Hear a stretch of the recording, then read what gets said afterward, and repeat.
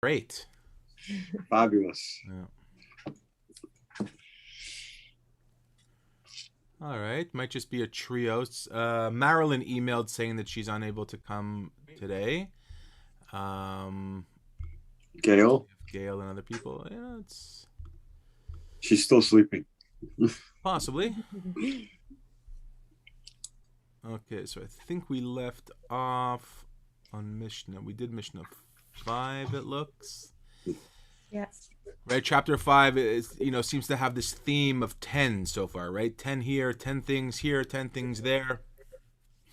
And chapter 6 is no different. Asarat varim nivru be'erev Shabbat ben hashmashot ve'eluhen. 10 things were created on erev Shabbat ben hashmashot. So ben hashmashot usually is defined between mincha gdola and mincha ktana. So the day is waning, and ben hashmashot is like that time that you feel it's Friday afternoon and I still haven't cooked the chicken and I really got to get moving.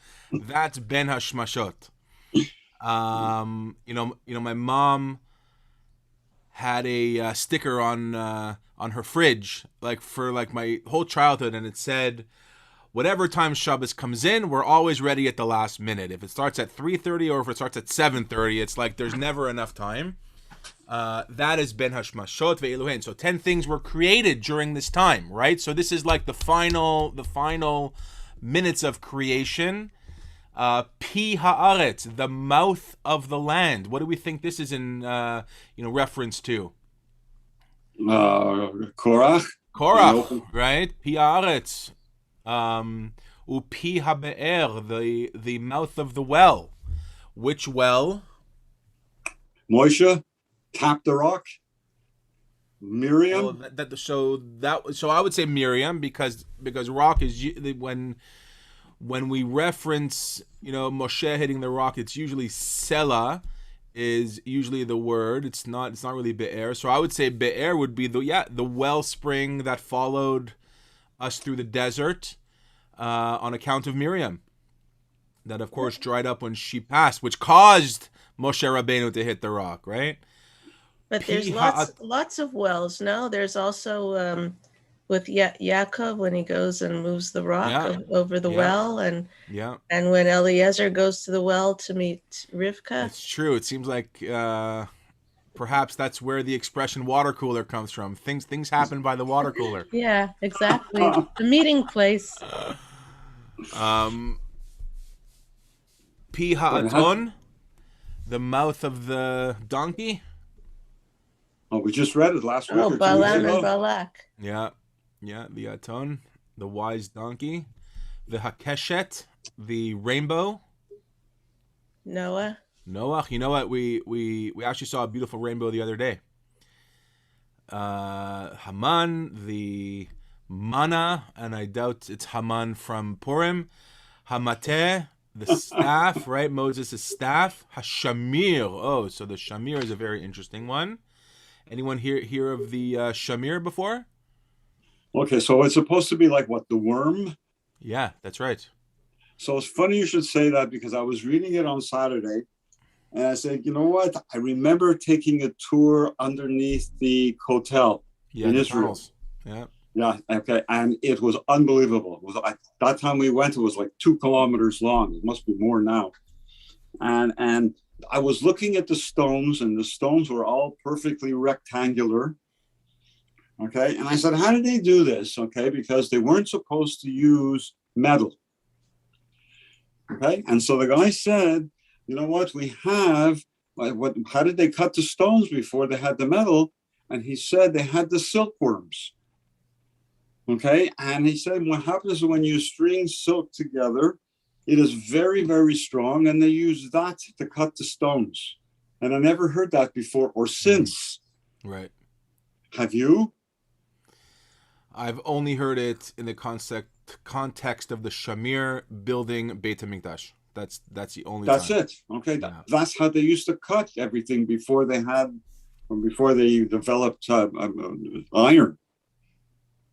No, but I thought that was very interesting. You would think that they had tools. I mean, they had construction tools, but they, it's forbidden to use them.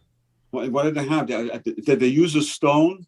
Okay, a heavy, a hard stone to cut the softer stone in for the temple foundation?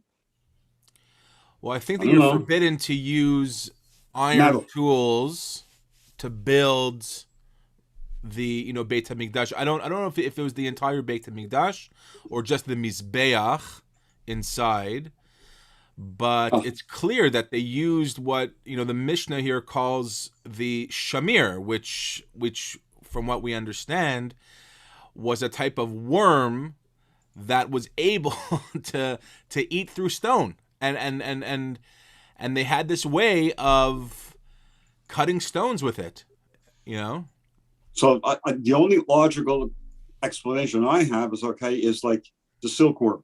Yeah. Okay, there's nothing else that's logical. So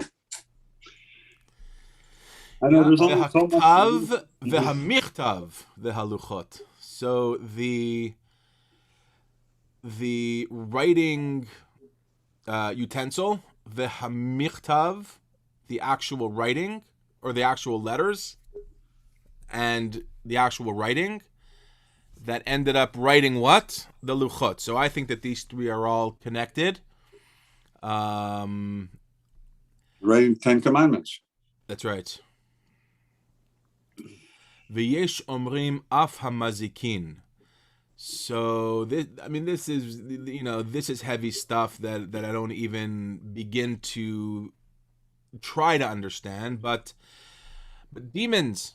There's this medrash, and I'm sure there's lots of midrashim that talk about after Adam and Chava were created, that Hashem was creating other spirits, and the midrash says that there wasn't enough time to give them bodies. And thus they were upset that they were sort of left out. Again, this is legend, and they perhaps were not the kindest spirits, but evil spirits were in fact created. We've all seen Indiana Jones, right? It's I don't really even pretend to understand, but just reiterating what I've learned, and we don't know really what it is. In the Talmud, some of the things in the Talmud, they talk about spirits and sure, yeah. It's really all over. The Gemara, if it's a dibik, if it's a golem, if it's I once learned the most bizarre Gemara where there's like a potion that you can make and sprinkle around your bed at night, and if you wake up in the morning, you'll see the footsteps. Right? I mean, it's not out of the realm of possibility that it exists, or I mean, it certainly exists within our texts. But I mean, this is really far out stuff. They had all kinds of amulets to protect against evil spirits or demons. Even today, we have the chamsa, right? I mean, that's still in use. Ukvurato shel Moshe, Moshe's final resting place. We still don't know where it is. We do not know, right? We know that it was Har Nevo. But who knows? Are we still looking for it? I'm sorry?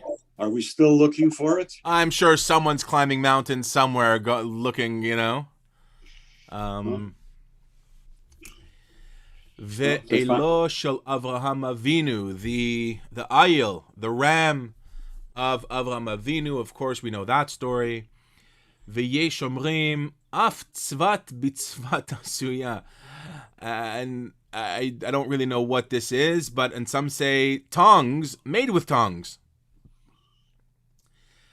So, anyone know what the tongues, what the tzvat refer to? Something to do with the altar? With the using that was my first thought. The tools for the Mizbeach. So Hashem made the tongs. Yeah. And with those tongs, we made the tongs for tools. Who knows? There's also the story about Moshe. It's the Midrash about Moshe when he was young, and they put him in front of coal and sparkly things, gold or diamonds or something, and he wanted to reach for the gold, but an angel made him reach for the coal. Yeah. No, there were no tongues there. I don't know why I thought there were tongues in that story. Well, I don't think this is for us. That's the legend how he burnt his tongue, how he sort of had a lisp. Yeah. Okay, so tongues maybe we can investigate. So another sequence of 10. 7. Well, no, for 6 I'm talking about. These 10 things were created almost on Shabbat, right before Shabbat. Mishnah 7, we switched to 7. Shiva dvarim bagolem. We just talked about a golem. So here, golem refers to someone who's not the wisest. Right? We know that the golem from Prague was really just a body and a spirit, and perhaps lacked seichel. The Shiva bechacham. So 7 dvarim, 7 things, 7 sayings characterize someone who is not the smartest. The Shiva bechacham, and 7 things describe someone who is wise or who has wisdom. Chacham eino medaber bifnei mi shehu gadol mimenu bechokma uveminyan. So someone who is wise does not speak in front of someone who is wiser than him, who is, gadol mimenu, who is, greater than he is, and he does not interrupt.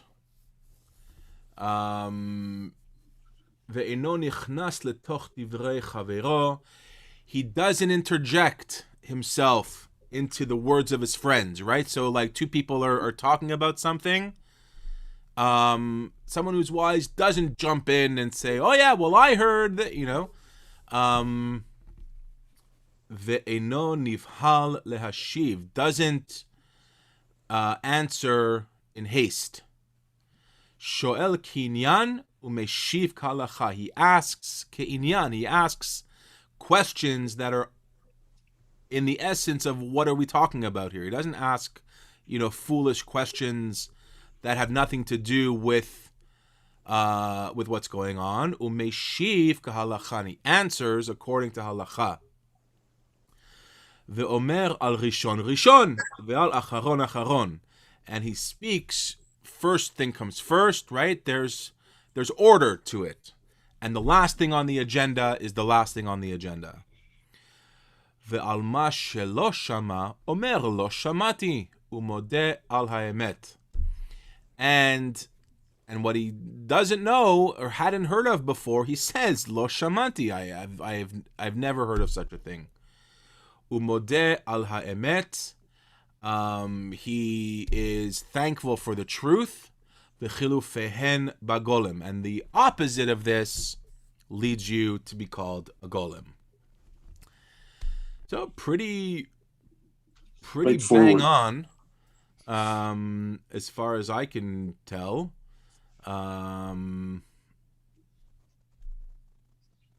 It's so logical. It's like human nature. Right. I think it's great. Yeah. Why 7? Yeah, well, they ran out of things to say, I guess. I'm sure they could have stretched it to 10. All right. I don't know. You know what? Yeah. It's also, why 10, 10, 10, and now 7? Yeah. There's 7 on the next one. 1 second. Next one is 7. And yes, 7 kinds of punishment. Oh, yeah, this looks a little scary. Shiva mine puraniyot ba'in la'olam al shiva gufei avera. So 7 types of punishment come to the world for 7 types of averot. Miktsatan me'asrin u'miktsatan inan me'ashrin. Some of them doesn't do maser. Someone does not give a tenth. And umiktsatan enan masrin, and others also don't give maser. Ra'av shel batzoret ba'a. Famine from drought comes, some go hungry. Miksatan re'evim, miksatan zeveim, and others, some are hungry, and others are savea. Is that also from Maser? Gamru shelo le'aser ram shel mehuma v'batzot ba'a. 7 kinds of punishment come into the world for 7 categories of transgression. When some of them give tithes, and others do not. A famine comes, and some go hungry, and some do not. Okay, so it seems that the punishment fits the crime, right? Because what's maser? Maser is a tenth of your crop, right? So if you don't respect my laws when it comes to agriculture, when it comes to farming, what's going to happen? You're not going to get your crop, and you'll go hungry.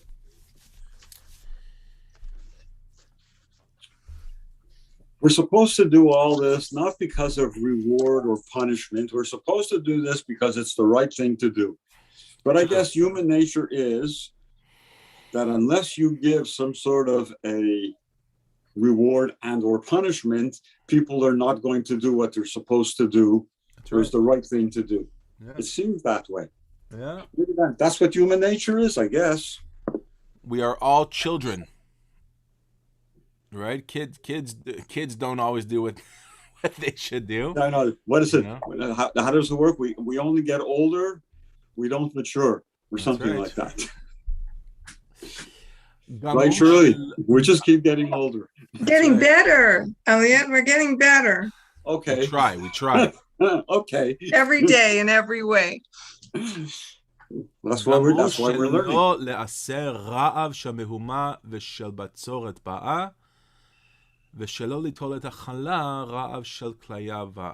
Okay, so when everyone has decided not to give maser, a tenth, a famine from tumult and drought comes. Okay, so the whole society is bad. Yeah. Then everyone suffers. Oh, so that means that BC, Alberta, Saskatchewan, they were all bad. Is that? Yeah, they didn't tithe. Yeah. And when they've also decided not to set apart the dough offering, right, to take challah, an all-consuming famine comes. So we all know that halacha, when you bake bread, if it's over a certain amount, I think it's like a kilo maybe, or 2 kilos, you have to take some off, right? It's called hafrashat challah, and burn it or discard it.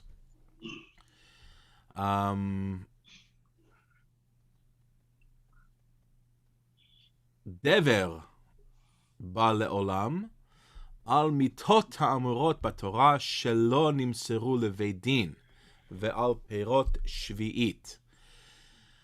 Let's see what what happens here. Pestilence. I feel like we should be taking drops of wine out of our cups over here. Pestilence comes to the world for sins punishable by death according to the Torah, but which have not been referred to the court, and for neglect of the law regarding the fruits of the sabbatical year. So what penalties of death were not referred to the court? Didn't you? During your sermon on Shabbat, you said that what was it? There were some killings that were done, okay, and they were not punishable. Okay, the Kohan. What, Pinchas you're talking about? Correct. Yeah. Okay, so what happened after he wasn't punished? As a matter of fact, he said that it was good, and he continued to be the Kohan. That's right. Okay, and you asked the question. Okay, I mean, he killed 2 people. Okay, and what was the punishment? The punishment, he was rewarded by being the Kohan Gadol. No? Yeah. Okay, how does that come in? How does that come to play? I have no idea. Does it come to play because the people he killed were really doing wrong, that that Hashem said you are not supposed to marry a non-Jewish or a non-Hebrew woman, and both of them deserve to die? God said that. And if he said that, then he carried out God's wishes. Well, speaking of Pinchas, look at the next line. The sword. The sword comes to the world for the delay of judgment, so he did not delay. And for the perversion of judgment, and because of those who teach the Torah not in accordance with the accepted law. So there you go. There you go. He was justified in killing them. I mean, he was clearly justified in killing them because Hashem then offers him brit shalom. To me, it's just, it's one of those stories from the Torah, and there are several that it's a tough pill to swallow. There's many different midrashim, including the one where the souls of Aharon's children, Nadav and Avihu, Right. ran into the temple because they were too zealous. Their ruach, their spirit went into Pinchas. Okay, so Pinchas had this sort of, zealousness. And there's another midrash that says Pinchas, who we don't know about his death, actually becomes Eliyahu Hanavi. Oh, really? Yeah. Ooh. Yeah. And is that a blessing or a curse? Because Eliyahu Hanavi challenges Bnei Israel. Again, there's a reason Eliyahu Hanavi comes to every bris and comes to every seder and comes to every wedding.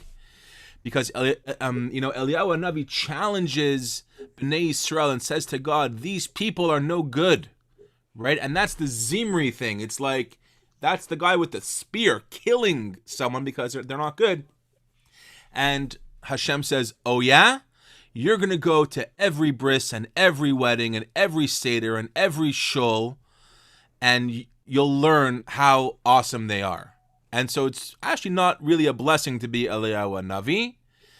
And ultimately, Eliyahu Hanavi is the vehicle before Mashiach comes, right? And again, this is all midrash from Pinchas. Correct.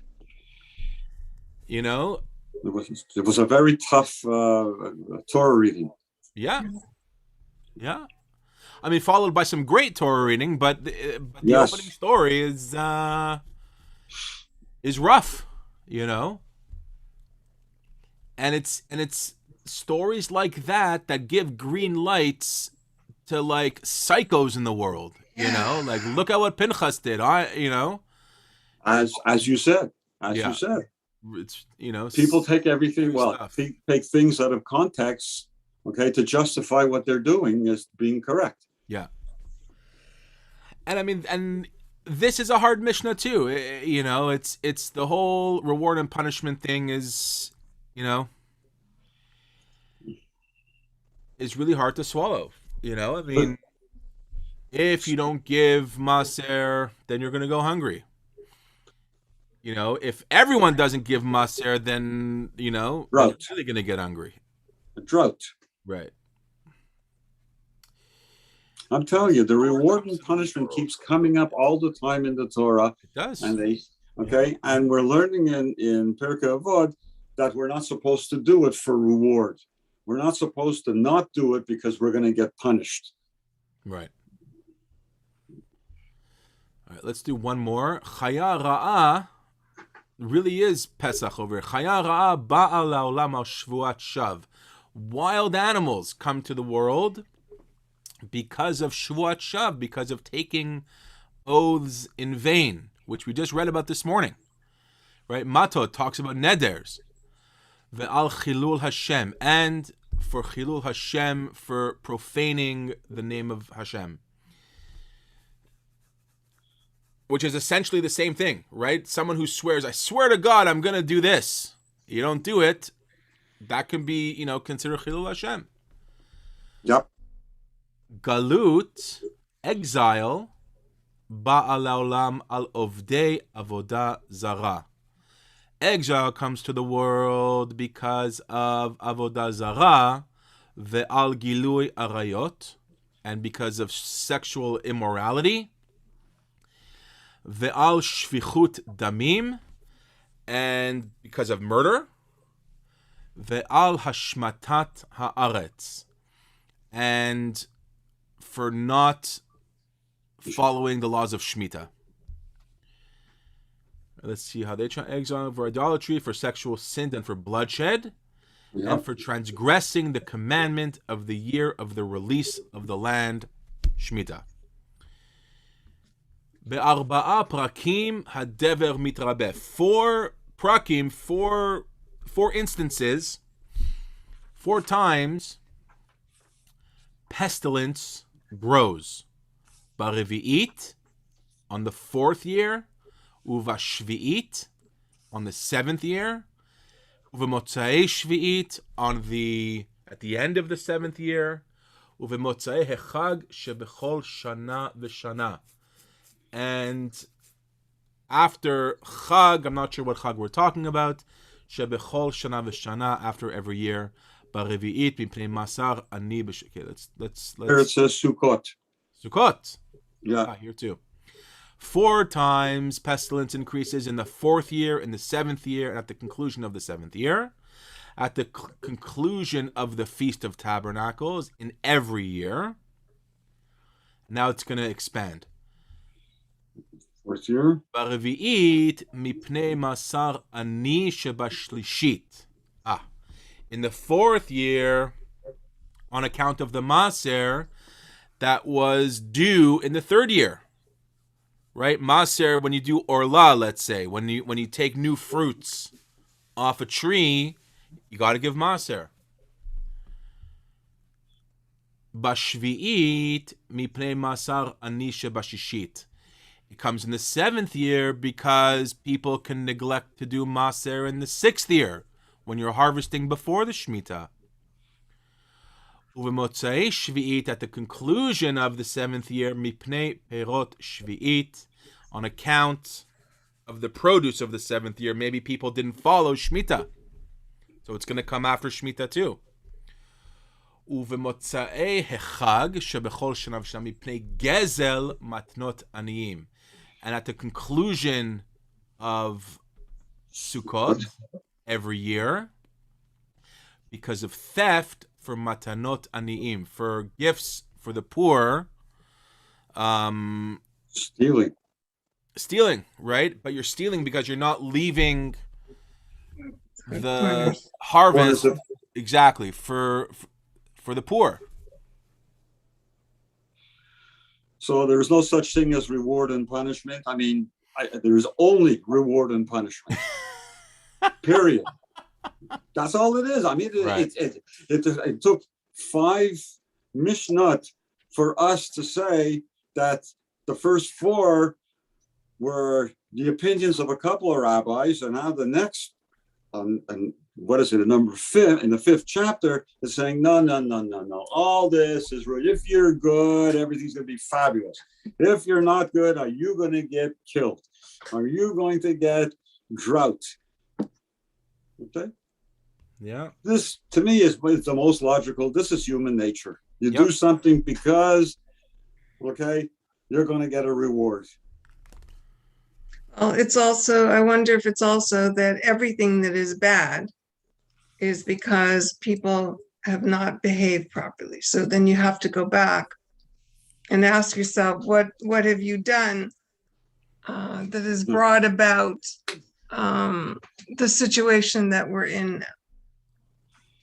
So that's where the rabbis are trying to, I guess, rationalize why there's a drought. Why do we have what we have now? Yeah, right. You know what? Every day when we say Hazanat Ha'olam, when we bench from eating and you say Hashem feeds the whole world, there are people that are starving, right? There's people that don't have food. But is that because that the world doesn't produce enough food? No. It's because it's not evenly, distributed. So that's bad. Yeah, it's right. Yeah. Reward and punishment. Yeah. I think it's about being accountable, and I think that the Mishnah sort of lays it out this way because it tells us it's in our hands. Do it, and you'll be rewarded. Don't do it. It's not Hashem's punishing you. It's that the reaction from your action will lead to this, which is why it's connected. It's not the type of thing that it's saying if you don't give Maser, Hashem is going to reach down with his hands and kill you. It's if you don't do Maser, the land is going to suffer. And if you don't do Shemitah, the land is going to suffer. If the land suffers, you're going to be, hungry and thirsty because you eat and drink from the land. Yep. It's not this like divine retribution thing. It's like real tachlis stuff, All right. Aleph, Bet, Gimel. Yeah. That's it. I see it. It makes sense. Everyone. Elliot, have a good ride. Thank you so much. You have a very good day. Just have a good day, good week, everybody.